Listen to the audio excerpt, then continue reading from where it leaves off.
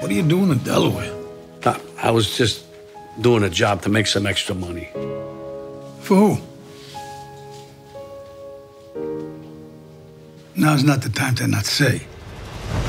In The Irishman, one of the things that we really had to try and preserve was the quality of their voices, in spite of the fact that we were trying to make them sound younger. And those edits are sometimes very difficult to achieve without it being apparent to the audience. We tried to do various types of pitch changing, and we used different kinds of plugins. I listened to scenes from Serpico, for Al Pacino, and from King of Comedy from Bob De Niro, and tried to match the voice quality of what we had from The Irishman to those earlier movies. You forget about everything. You just try to survive, stay alive. Right then, you knew it was all gonna fall apart. The Irishman was different from a lot of things I've worked on in the sense that it's very quiet.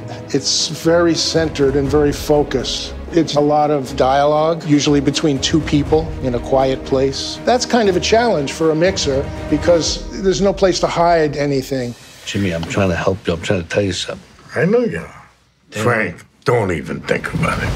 The scene in the prison when Bob De Niro and Joe Pesci are old men and they're breaking bread together, and Joe tells him, I never wanted it to go that far.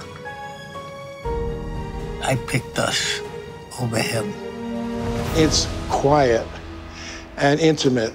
It really hit me hard. Those parts of the movie really hit me in a big way, emotionally, on a very, very deep level. The movie is fantastic. I mean, it's so moving. The scenes played so well, and the performances were so good. We just tried to keep the quality of their voices pure.